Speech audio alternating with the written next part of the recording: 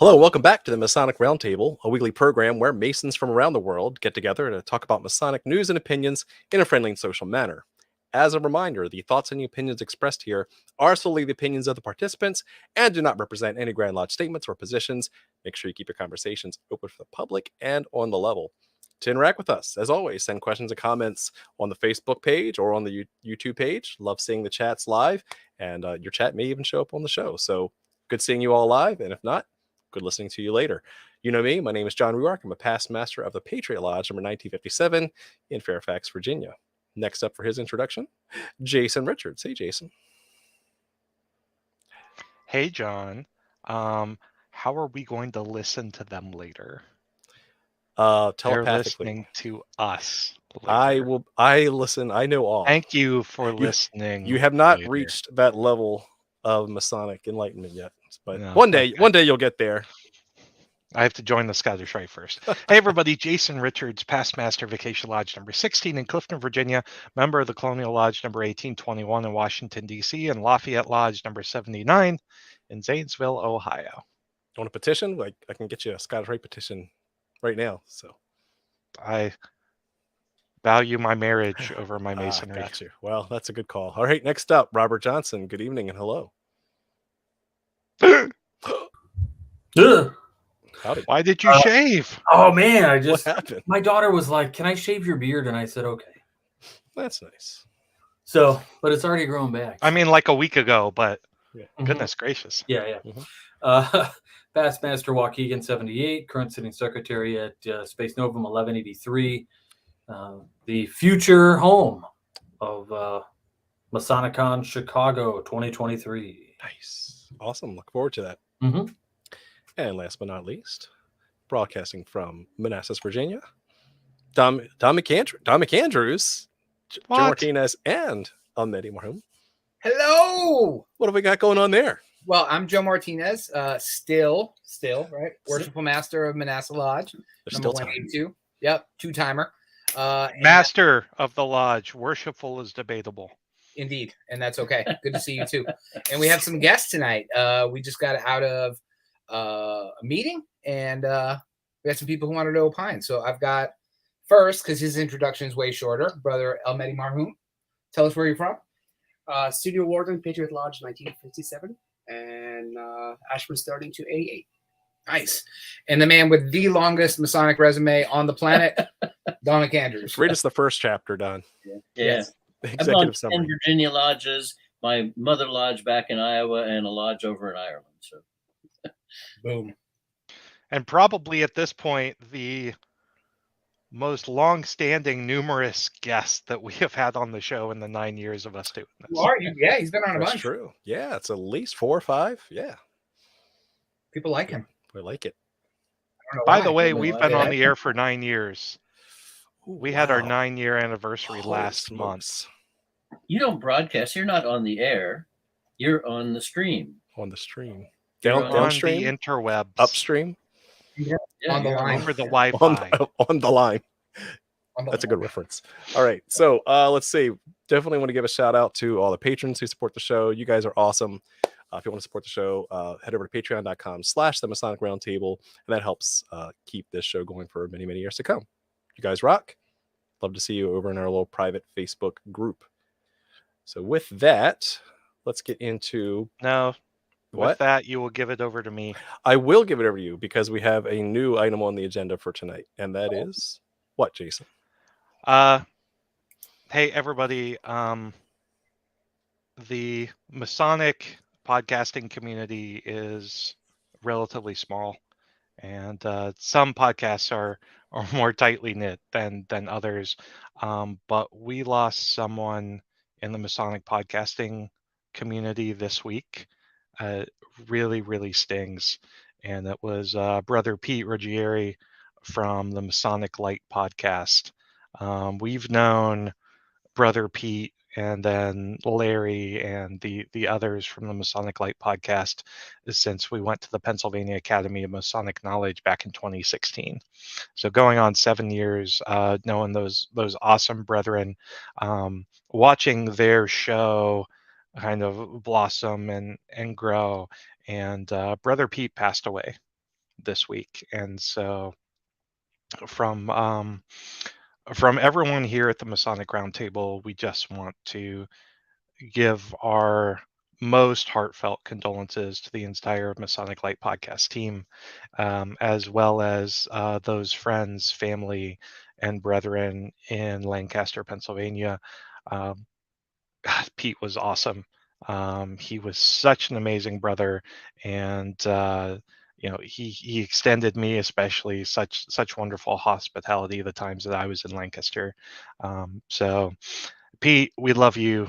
We're gonna miss the hell out of you, and for the rest of the Lancaster gang, we mourn with you. So let us know if there's anything we can do. Yeah, absolutely. It's tough, and it's touching to see all of the impact that he's made as a Mason and a man across all the comments, all over where his obituary is shared and everything on the internet. So, yeah, truly the good ones go young. So you'll be missed. Yeah. Mm-hmm. All right. Well, it's kind of a hard act to follow, but yeah, the show must go on. So we'll move into the next topic, which is our tarot card of the week. And so I, for one, have now got a new setup. So I will actually pull up my deck here. Let me share here. What deck is this? This is a fun one. This is actually probably my first deck I got from Brother Jason. It is the 8-bit tarot. So if you like old school video games and you like tarot deck, it's the best of both worlds. What if you don't? So say again. And you're on the wrong show. Then you're on the wrong show. And shuffling the deck, we're going to pull a single card, and a card is going to be, what do we got here? We have got the Knight of Coins, Knight of Pentacles. Oh, So you Is see that reversed or no? Is it inverted? Yeah, you got it upside down. Yeah, it's upside down to us. Yes. So it's funny because it's upside down the way I'm laying it out. See, like here's my hand here. Oh, okay, so it's inverted. So it's truly inverted, and so the Knight of Coins, Knight of Pentacles, all the knights are action-oriented cards, but yet the Knight of Coins is interesting because his horse isn't moving. He's a little bit more grounded, right? And he's more contemplative. He's holding that coin out. So it's really about being active with your planning in your financial and your material concepts. Anything else you guys want to add to that? Pentacles is all about the money. It's all about the money. So yeah, you're stepping back and you're assessing. It might be future plans. It could be in business or anything that might impact your wealth and standing. Could be a big purchase, could be something like that, a new endeavor. Tangibles, as Robert says in the chat. Yep. Check yourself before you wreck your financial self. Yes. Now, what does it mean to be reversed, though? So it's contemplative. So it means, hey, maybe you're not being as careful as you need to be. Maybe you need to stop and reflect. Joe? Like Joe. No, I was Joe is not as Joe's. Yes, this guy. Highlighting an example. Yes. Yes, that guy right there. Me. Not them. They plan well. These two. Nice. Awesome. Well, there you go. So that's something to think about this week. Moving on to tonight's show's topic, which is Dylan's talking about. His NFTs are going to make it big. That's the way you can use the Knight of Pentacles. I guarantee that Bitcoin's only going to go up, even though it's down 10% today. The world needs dreamers. Okay. Yes. The world needs dreamers. Stagnation. Oh, stagflation. Can we give just because it's probably our longest distance listener right now? Let's give a shout out to Brother Mo from Israel. He is chiming in from the Promised Land. Wow. Good to see you, Mo. And I think it's like miss you, buddy. Very early in the morning. Super early. So Yeah. that's dedication. Thank you. Yeah. Thank you, Brother Mo. Yeah, we all miss you, Mo. Mm-hmm. Hey, Mo. All right.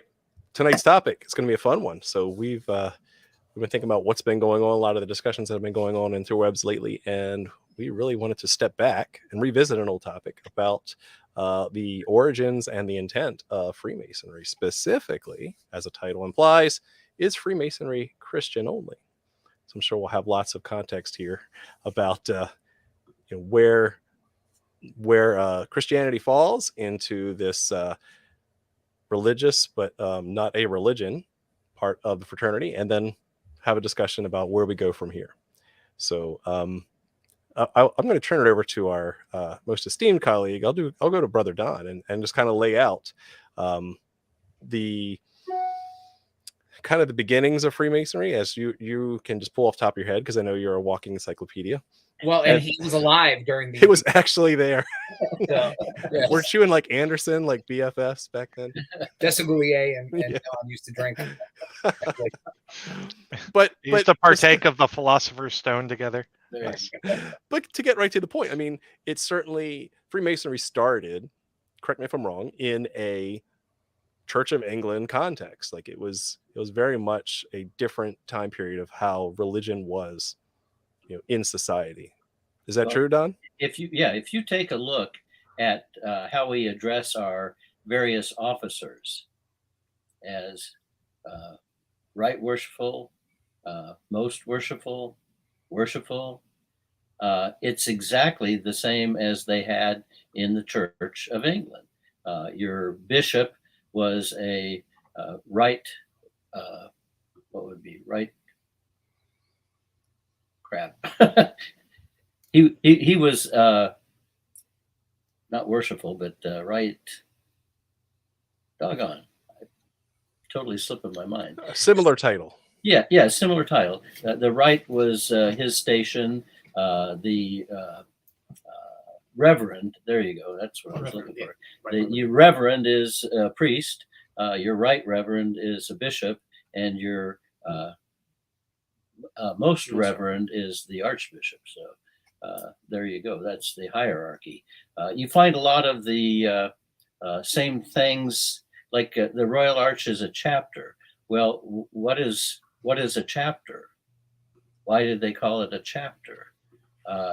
In the monastic society, Saint Benedict wrote a rule, and it was a very lengthy book, actually.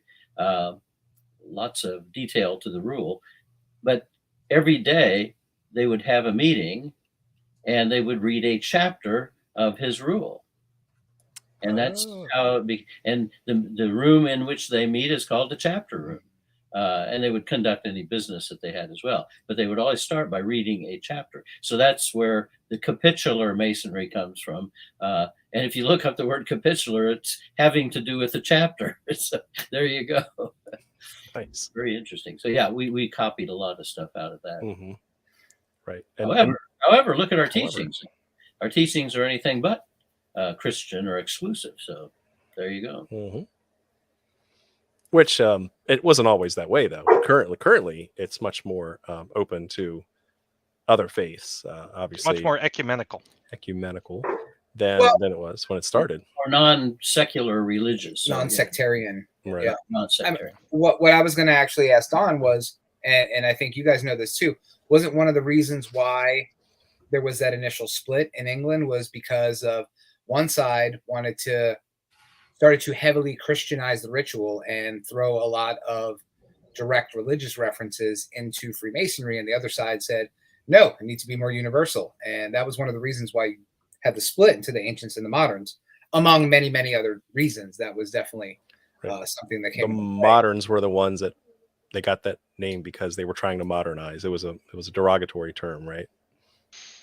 The moderns were actually the older Mm-hmm. of the two, because the new guys came in and said, well, we're the originals, even though we're not changing as much. So we're going to go back to the ancient ways, even though they were the newer split off. Mm-hmm.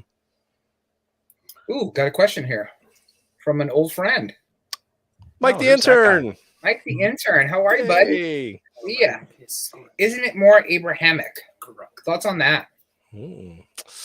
Well, so there's a really good book that Jason has, which we went like half seas on, called Sacred Secrets. Sacred Secrets. And one brother actually did a really good job of pulling through all the degrees, including the York-Rite degrees. He's probably going to go find it, and where all the Bible references are, right, of the Old Testament, New Testament, etc. And so, in general, if you use the kind of the Preston Webb ritual, that there are, it's probably what, 90%. There it is. Thank you, Jason. Let's zoom in on that. It's probably 90% Old Testament or Jewish Bible, and that, but yet there is still in the 3 degrees references to some New Testament verses texts as well. So we can't say it's entirely Abrahamic, or it's of the Abrahamic faith, right? The Abrahamic arch, but not strictly like Old Testament Jewish.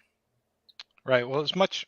I think Blue Lodge Masonry is much more Old Testament than, say, like KT. Yes, but not entirely. That's my point. Is you will still have New Testament references in the modern 3 degrees. Yeah. Right. So, question. Yes.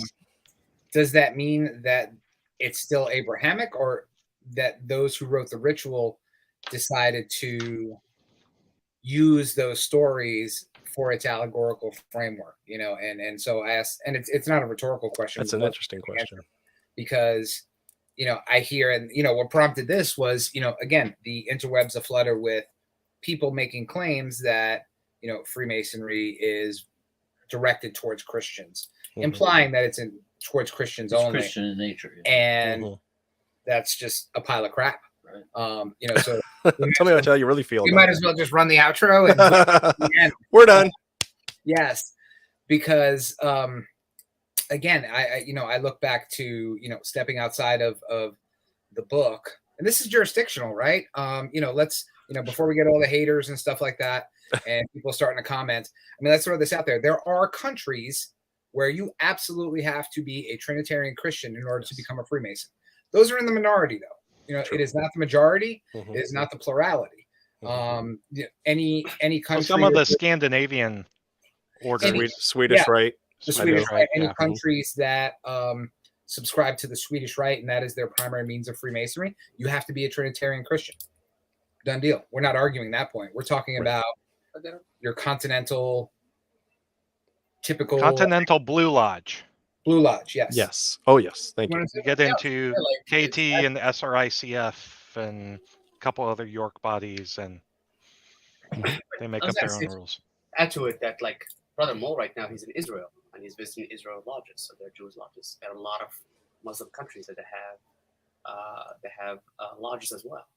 And, like, they don't use the Bible. They don't open on the Bible. They open on the Quran. So you have different ritual based on the country where you're practicing, and it's based on. So we cannot. I mean, the question is it based off Christianity? I mean, yes, based on what Don McAndrew said from the origin of it, but from how it's practiced in different countries that differs. And in modern practice in the United States, we see more of. I think the Abrahamic religion concept is more like embedded into the practice of it. So. But look at our first 3 degrees. I mean, that's all Abrahamic. I mean, exactly. Yeah. Yep. Very, very true. So, which is interesting, because this nuance is really important, which is why when we wrote the title for this episode is Freemasonry Christian only, right? Boy, that certainly has a certain inclination, right, or connotation to that. So we're already setting the stage. We're setting the foundation that it was definitely Abrahamically inspired. It definitely, at least in its origin, had Old and New Testament references. But why? In there? But why? Go ahead. You go first. You don't want to do it. So I think the idea behind it, especially I want to refer to 2 practices that I think that inspired Freemasonry, which is the Kabbalah and Sufism. And which both they come in from Abrahamic religions, and I feel there's a lot of inspiration in Freemasonry from those 2 practices. I mean, we see a lot of it in Scottish Rite. There are degrees in the Scottish Rite that talks about Kabbalah, it talks about Sufism. So there's a lot of things that are involved into it. So I think why it's come from Abrahamic religion is because there were inspirations from the other practices and so forth. I feel like where Freemasonry is quote unquote Christian is really only there to appease the overwhelming majority of the religion in which the country, the craft develops. And it's tied to those religions in order to remove stigma and to make people feel better about it. And at the same time, giving somebody a common archetype to practice these things through. So for instance, cathedral builders, if you want to take that, cathedral builders into speculative masonry kind of theory, right? You've got cathedral builders. You mean the one theory to the origins of Freemasonry that's actually credible? The one that's credible, right? So you've got cathedral builders who are paid by the church, right? Guild bylaws that are directed at protecting the community of builders, taking an oath and obligation on guild bylaws, and then the series of manuscripts that come out later in Freemasonry, certainly do mention Christianity, and in some instances you can only be a Mason if you've taken communion and things of this nature. But in the large majority of Masonry as a progressive moral science, like, it feels as though Christianity is the allegory or is the archetype that we use for these stories. And then you've got, of course, somebody who somewhat recognizes this and works to remove all of the religious dogma from the ritual, the Duke of Sussex. He tries to take it all out. It takes, I think, almost 14 years for anybody to listen to the guy. But so it just seems as though it's a common archetype for me anyway. And what has happened is the entire concept of an archetype or a system that could mean anything that we use just because it's common is lost on the vast majority of actual practitioners of Christianity in that sense. Like, oh, we're special, it's for us because it's based on us. No, it's based on this because it's commonly known. And you know what? Exactly. If it gives you something extra as a Christian, it is so awesome. Congratulations. So, RJ, I want to append to what you said. The concept of Abrahamic religion. Which religion has initiation, passing, and raising? Islam. They have 3 degrees, which is initiation, passing, raising. So there's a big inspiration there from the Islamic teachings, and which is the 3 degrees we have in Blue Lodge. So exactly what you were saying. There is a need, like there is a concept of knowledge of Christianity, and people see it that way. But its foundation, it's very influenced by a lot of Abrahamic teachings from Judaism, from Islam, and from Christianity. Yeah, and I think you hit a good point, Robert, too, that just because the morals were put together in this system of morality that drew from these different sources, to include Shakespeare, right? Let's not deny that you can pull moral instruction and ideas and how to be a better person from many sources. And this is just 300 plus years ago. This is how it came to be, right? So, Joe. Yeah, no, you kind of hit the nail on the head there, right? It's right. Going back to Robert's point and even to Mehdi's point. This is the story that we've chosen to use to impart certain lessons. If you go back before the 16th and the 17th century, these lessons were still being taught, but they were using different stories. Okay. And, if we're going to get super mystery school Freemasonry right now, it's the same story packaged in different ways over thousands of years. The stories in, to some extent, the stories in Mithraic cults, in Orphic cults, in the Eleusinian cults, in the priesthood of Egypt. The stories told a lesson, and 9 times out of 10 they were allegorical. You know what I mean? Like, we think that the ancients were just complete idiots, and if they saw something weird, they attributed to the gods. No, they were just like us. They had the same reasoning and common sense that we do. It's just legend and myth tend to exacerbate certain qualities of our ancestors. But we're telling the same story. It's that same journey that we're all taking. For us, it just happens to go through that quote unquote, I'll say biblical lens more than anything else. Well, the Royal Arch starts every meeting with the Lord's Prayer. Well, the Lord's Prayer, attributed to Jesus, is actually almost a perfect copy of a very ancient priestly prayer of Egypt. So there you go. And Ralph Ellis has written some books claiming that Jesus was actually the last pharaoh of Lower Egypt. And he has some convincing evidence. Interesting. Yeah, I recommend Ralph Ellis to you. His first of a 5-book series is Jesus, the Last Pharaoh. And it gives you more of an overview of the whole series. But the series is just a fascinating piece of work and research that he's done, which is just amazing. Now, as a young Mason, I always wondered what was the deal with the animosity between the Roman Catholic Church and Freemasonry. In my lifetime as an adult, I can remember when the Bishop of Lincoln, Nebraska, banned any Mason from communion. Flat out banned it. He got corrected later on, slapped down. Well, that still happens today, Don. I know a few Catholic Masons that have been told to not receive the sacrament.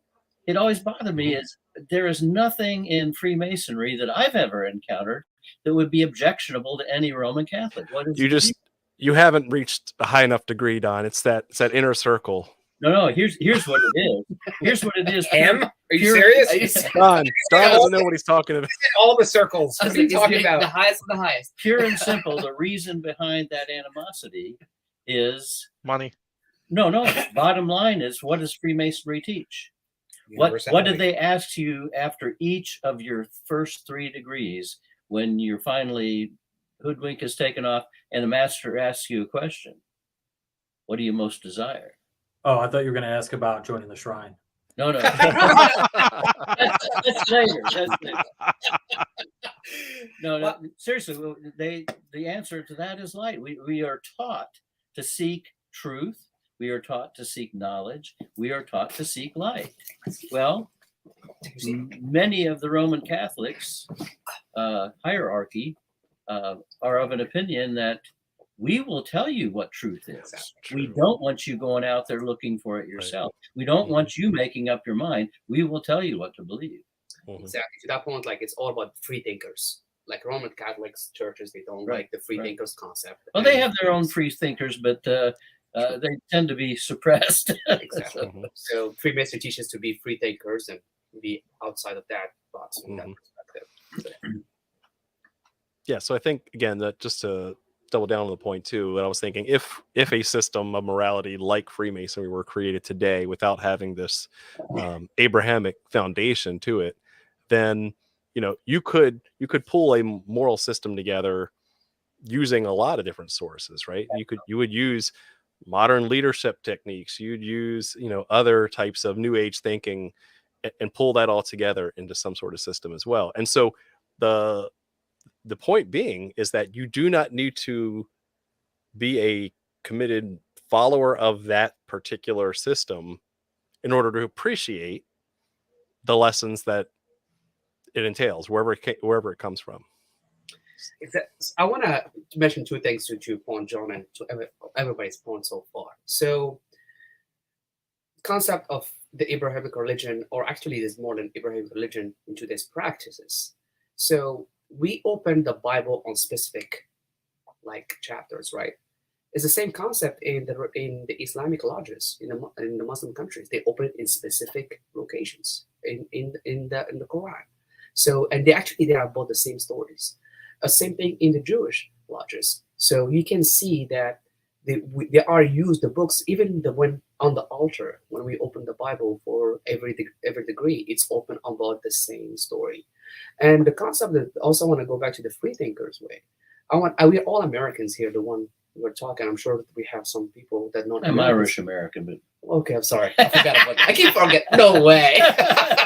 I'm American, contrary to what people say on the internet. Exactly. But go back to we're Americans. America was founded in a lodge by free thinkers. And as the history mentioned, the 9 founders that they were thinking about the concept because they were free thinkers. They sit down and they thought about how we can take out the colonization of the British and so forth. And that's where the free thinker concept comes in, is the concept of how can we think outside the box? How can we see things beyond things? How can we, think about why this is purple and things of a kind. So that's, I think, the teachings of Freemasonry that is beyond. That's why it cannot be encapsulated into a religion itself or into a cult. See about that. One thing that totally gets people mixed up, which is jurisdictional, is what questions are being asked as you join Freemasonry. Because depending on which jurisdiction you're in, you may get a different phrasing of the religious requirement to join Freemasonry, which is going to lead some people to the question of tonight's episode. I know that Brother Joe has done some research as of late to explore what those options are. So, Joe, why don't you tell us what led you down this rabbit hole? Why don't you pull up a slide so I can get my seat back? I will. Yes. Because Mehdi is getting too comfortable in my seat. No, you're the one that said he can take it. John's going to have to change the caption again. Mehdi farted in Joe's chair. So, so I went through the interwebs and got a lot of help from lots of brothers. Thank you so much to everyone who responded to my request for help. And I basically looked at the petitions of all 50 Grand Lodge jurisdictions, non-Prince Hall, the regular Grand Lodges, even though I hate that term, looked at their petitions and looked at the questions concerning a requirement for belief. And John, the awesome data person that he is, codified it all. And this is what we got. So we went through all 50 states, quote unquote, and went through the different beliefs. 49. Wait, what didn't we get? Didn't get West Virginia. I did get West Virginia. You didn't update it. I didn't. It's your job. What is John. it? Damn it. It was actually a pretty liberally asked one. I was very surprising. I will find it. It's in my messenger. But anyway, sure. We got 49 states there. But yeah, so if you go back to the questions, you can see the different. Go back to the data. Some jurisdictions ask for belief in a supreme being, right, which is what gets touted on the internet and by most people. Some jurisdictions talk about the existence of one true and living God. That's really phrased interestingly, and in the immortality of the soul. Okay, so you have to be able to qualify for those two things. Those are the two overtly dogmatic assumptions in the Masonic ritual, though. You get a step further. There's some that ask the existence of God, immortality of the soul, and the resurrection of the body. Okay, so that right there does kind of sit in the realm of dogma. It does. If you scroll down, also see monotheism, right? Say what? They also, some of them have asked about a monotheistic, or no? No, these are all the questions. Not on the petitions. Not on the petition. There have been a couple jurisdictions over the past 10 years or so who have tried to. Words matter. Yeah. Have tried to discourage polytheists from joining. Yep. And so then you get some that are very, very, I think, dogmatic.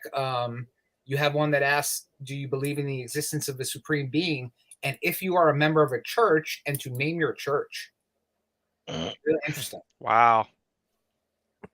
So you can see the spectrum here from, I think we have one that's nothing specific that's been called out, all the way to layers upon layers. So what I did was I took Joe's research and spread it out by variables. Basically, if there's a comma, that's a different question that's being asked, because some of them were supreme being and this, and broke that all out.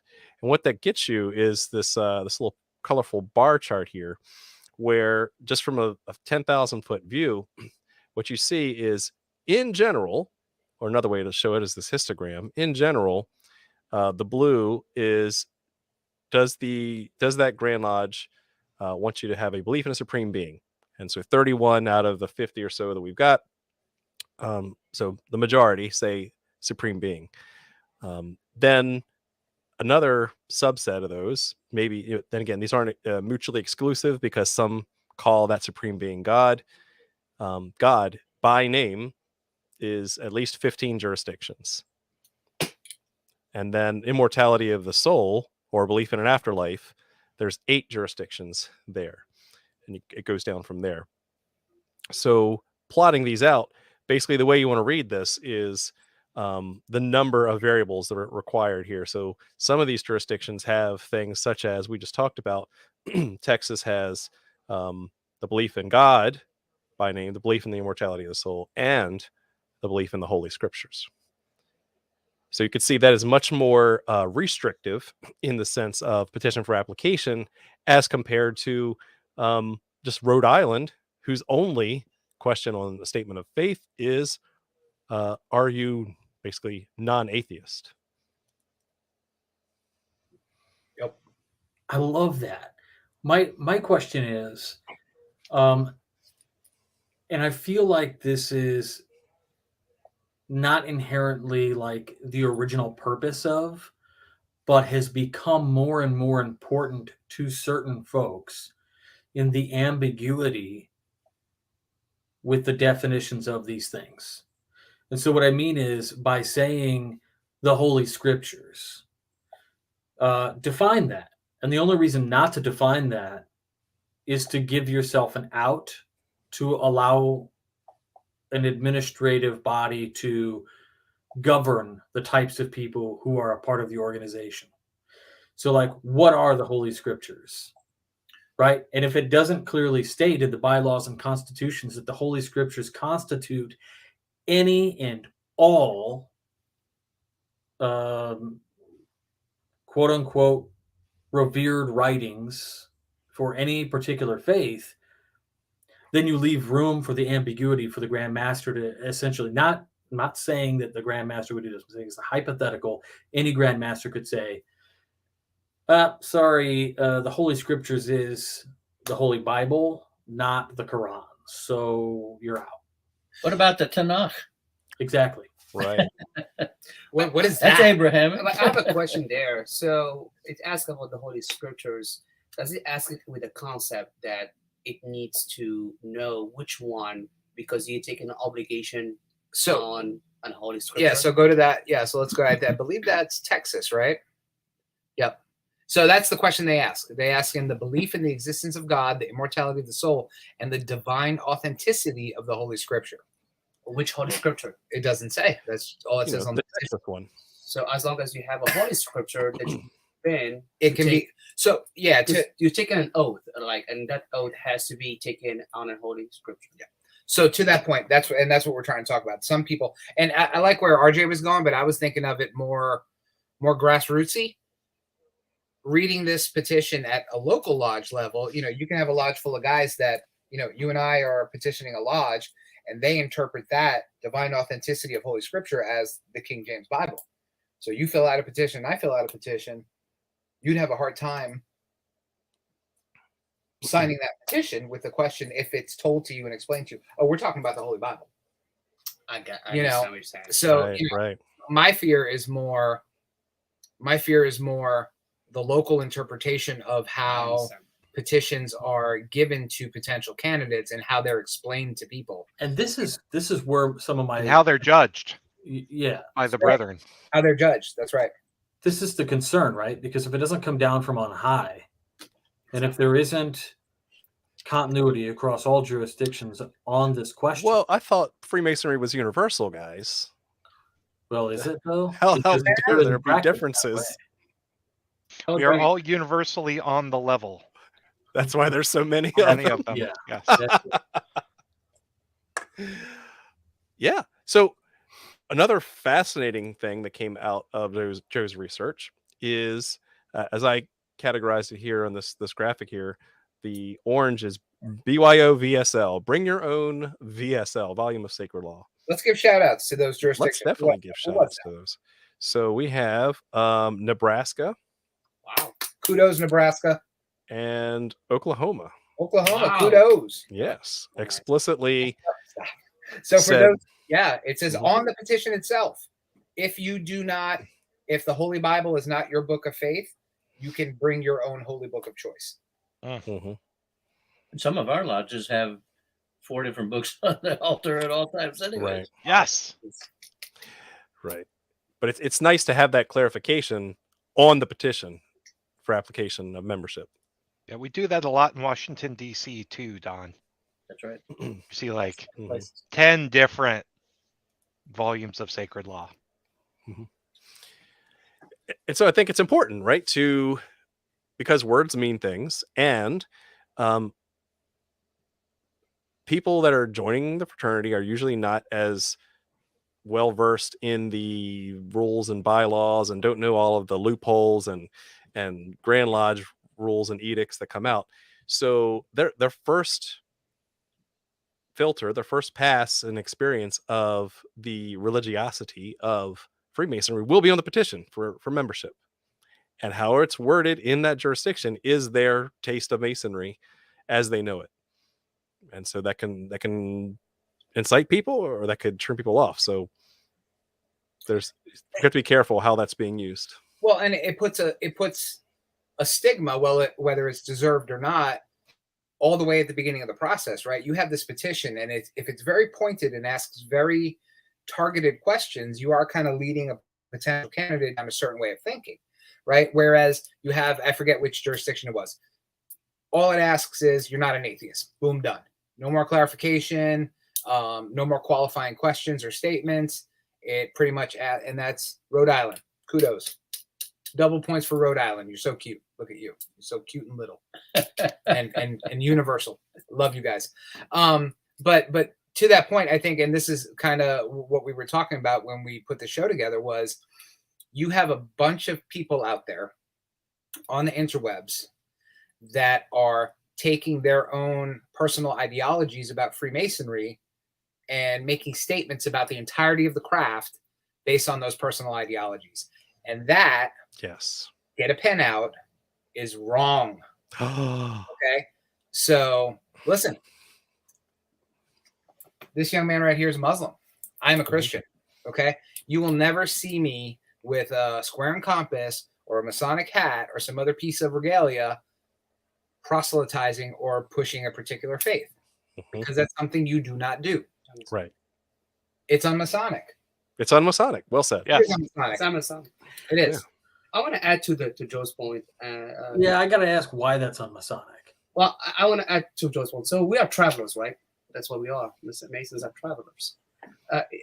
Knowing people that travel the world, you get to see other countries, other cultures, other things, how to do people doing things, and you learn from them. Well, being a Mason, you travel from a lodge to lodge, from a jurisdiction to another jurisdiction. And when you see to other jurisdictions and see how they're doing things, you're learning from it. So you cannot make an assumption based on only your jurisdiction and say, basically, because of my jurisdiction, the whole Freemasonry worldwide is like this. And that's the point. People are, again, a lot of people, not all people are out there taking their provincial Masonry and saying that this is what Freemasonry is. Period. Correct. Yeah. But back to Robert's question, I will defend Mehdi when he said it's unmasonic. I don't think that proselytizing has any place in a Masonic lodge, right? So to take that a step further, like I'm not going to sit down with Don and convert him to my faith. That is incorrect, and it speaks to the opposite of the universality of Freemasonry. And that's right? why religion is not allowed to be discussed in lodges. So. Exactly. But like, if they're not in a lodge, and let's say I put on, we're gonna pretend here, okay? We're put on, I got my Masonic hat on, Waukegan 78, old school. Let's say I go to church and I wear my hat. And I put it on when I leave the church, and I'm hanging out, having brunch, and I'm talking about my particular religion, and I am proselytizing. So can I clarify my point? What I meant to say, I'm Masonic to say that we cannot accept other faith because based on Based our on your interpretation. but my interpretation, I feel like it's Masonic to say I don't want to bring more light to somebody because we take men and make them better. So we cannot say I don't want to bring more light to somebody because of a specific faith, as long as he believe in a deity, in a supreme being, and have a holy scriptures that he has. So, but to your point, Robert, I do wear my Masonic hat to church. I go to the cool service where you can wear jeans and a hat, so I don't have to get dressed up because I'm a lazy schlub like that. Hippie church, got it. Hippie church, but yeah. So like I said, but what I won't do is go on social media or go on this podcast and wear Masonic emblems and then proselytize faith. So, if I'm wearing a Masonic hat at home and my kids are asking me about faith and things like that, that's one thing. If I'm using a public platform and I'm wearing things that are considered to be Masonic, that's a little weird. Because you're now a representative for Freemasonry, whether you're on Facebook or on the YouTube or any other social media platform that's out there. People go to you and you're like, oh, that's Jason. He's a Freemason. So I'm going to listen to what he has to say. Holy crap. Freemasonry is for Christians only. I'm just using you as an example. Bad example, That but seems yes. like how the Russians Thanks, had the Jason. election. Yeah. It's not really my problem. Like other people's uneducatedness about a topic. But you're informed. You're an informed human being. That's So we're talking about religion and politics now. Awesome. I Good. think, Good. I think Yes. both should be allowed in lodge. I'll be honest. But, Let it in. This was a nice fraternity we used to have. It really was. When we swept all of our bigger problems under the rug and read the minutes while singing Kumbaya. Yeah, right. Awesome. Okay. Joe, is there anything else you wanted to cover about some of the findings and research that you found? No, I think we covered everything. I thought it was really interesting that for the most part, the big questions are asked, but it's really interesting how each jurisdiction asks these questions a little bit differently. My only questions would be, and we're not going to answer them today. Has it always been like that, or has it changed over the years? What did a petition look like 100 years ago? In New York or in California or something like that. I'm sure they were different, and I'm sure they've changed over time. Well, that would make an amazing Masonic research paper, right? Just to Not see. it. Not Yes, it. I'm gonna call not it as well. So, You're doing this- RJ, good luck. I was reading a comment over here. What did you Oh. say? What did I get? You've just signed up for a 20-page research paper on the various evolution of religious questions on petitions across all Look at jurisdictions. Okay, so I can include it in the notes section of a paper called Addressing Christian Fragility in Freemasonry in Light of Its Pagan Ritualistic Appropriation. That's deep. Thoughts, Don? Yeah. Don's ears perked up. He's like, Ooh. say more. My It's thought, great. It's gonna be great. You'll love it. if Joe sat on his hands, he would mumble.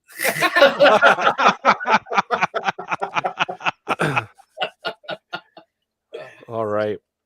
So it was a really good conversation. So I think we'll start to go around the horn and ask the question of the day as we close. And I'm going to start with the room full of big brains over there and ask the title of the episode. Is Freemasonry Christian only? What say you? Let's start with you pick Joe in the room. Come on. Age Come on, before senior. beauty. Go. Yeah. No, Mhm. absolutely not. For the Medi. Well, I'm Muslim, I'm Mason, so of course no. Don't tell anybody. That's how you get us in trouble. Christian only. I wanna add one thing. I would love to see that diagram that Joe did for the whole world to see how Ooh, country and every jurisdiction worldwide. That'd be amazing. that's your homework, Medi. Not me. Not it. You're a We'll guest. star. contact Amity and have them do some data mining Boom. for us. Amity. Ooh. Love it. Kudos. I think everybody can tell my opinion is absolutely no. It is not for Christians only, and I love the fact that it is not for Christians only. Because I get to sit next to this person and sit next to that person and sit next to Brother Mo and every other brother that I truly love and adore, and get to share in fellowship and communion with them, even though we pray to different gods. Awesome. Boom. Very No, cool. we pray to the same God with different names. That's your opinion. Awesome. All right, let's head over to Jason. Is Freemasonry Christian only? So what I will say is, I've told some people about this. I think, over the past year, really for the first time in my life, I've finally found peace and comfort with my spiritual life. First time ever. And that is specifically because of my experience in Freemasonry with those who are not Christians. Okay, then. Awesome. Thank you. Robert, is Freemasonry Christian only?